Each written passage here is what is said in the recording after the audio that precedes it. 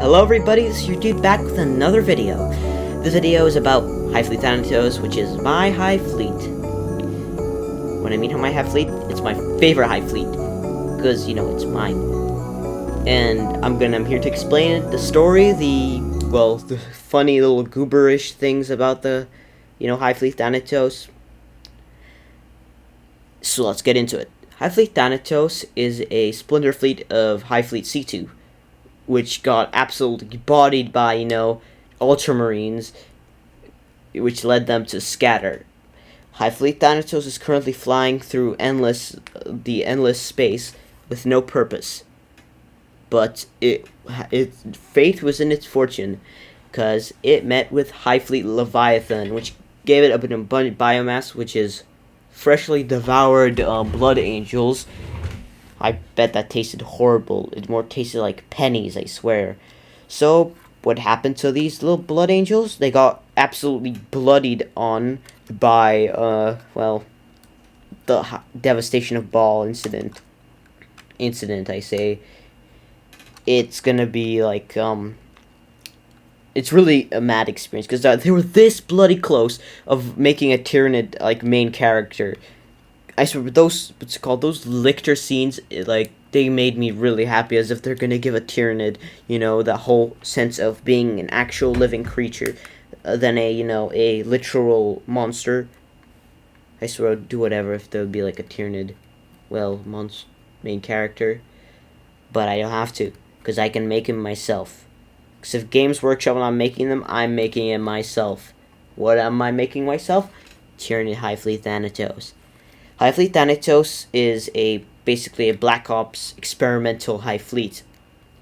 Main thing being that they collect DNA, and what they do with that DNA, they implode it in their DNA, Tyrannid DNA, and basically, get those features. What do I mean by that? Take, for example, a Tyrannid eats a, Dark Eldar. That Tyrannid will proceed to get, basically, live forever and get basically become a Dark Eldar with the whole feeding off suffering thing, which is really OP for this Hive Fleet. And you might say, what adaptations do they have right now? Blood Angel adaptations. What do I mean by that? You know how Blood Angels have that whole Black Rage and Red Thirst mechanic? Imagine Tyrannids with with venom on their weapons and guns that basically shoots a venom that has the Black Rage on it. That's how broken this Hive Fleet is. That's how actually bonkers it is.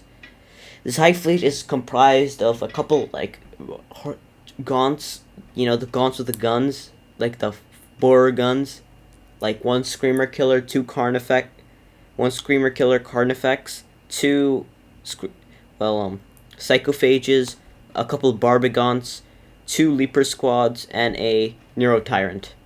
Yes, that's their fighting force. The rest is reserved for, taking care of the Nord Queen in that one ship, floating through space and nowhere.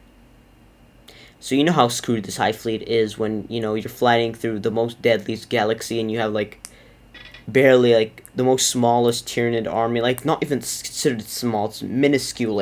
Minuscule is, a overstatement. Micro army. And they gotta be gray, because I couldn't paint them. So, if you see Hive Fleet C2, it's just purple and, purple, red, and black. What makes this special? Don't worry about it, I just dropped something, it doesn't really matter.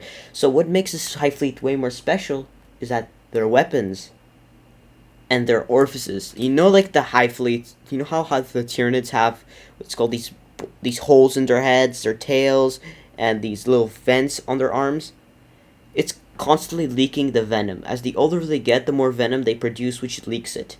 Which also leads to the Black Rage. When I mean Black Rage, they literally look like Death Company when they get old. The older a Tyrannid gets, the more they look like a Death Company member. Take, for example, a Termagant survives for 50 years.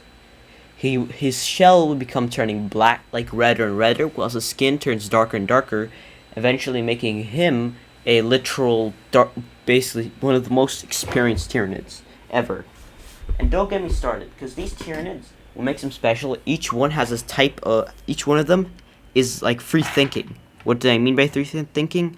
That means they're not literally bound by the hive mind. They're still like really loyal to the hive mind, just they have way more thinking to do. And it also leads to their evolution mechanics. What do I mean? Tyranids can literally pupate. They can pupate and turn into different units. Take for example, a Ripper, like a little Ripper. That Ripper, when he eats enough things, he begins to pupate. And he can turn it to, well, take for example, a Gaunt. Like a Hormigaunt.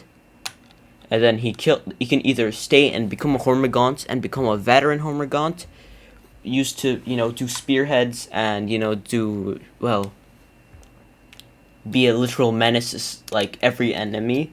Because a Tyranid, like a Stern Guard veteran Tyranid sounds really horrifying on paper, but in practice is nightmare fuel. Like, not even nightmare fuel, like demon fuel. You see what I did there? Demon fuel? Okay.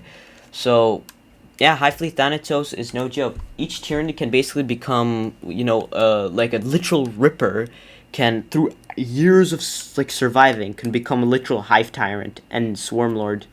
So, to show you how crazy Hive Fleet Thanatos can get. And, yeah. And as more things I fight in tabletop, that's based on the things I eat and the things I do, it's gonna be like, well, the more Tyrians I get to paint in my funny little ways, and that also means I'm gonna have to really need to repaint a lot of my Tyranids if like a big change happens, because it'll bug me a lot, like brain rot bug me.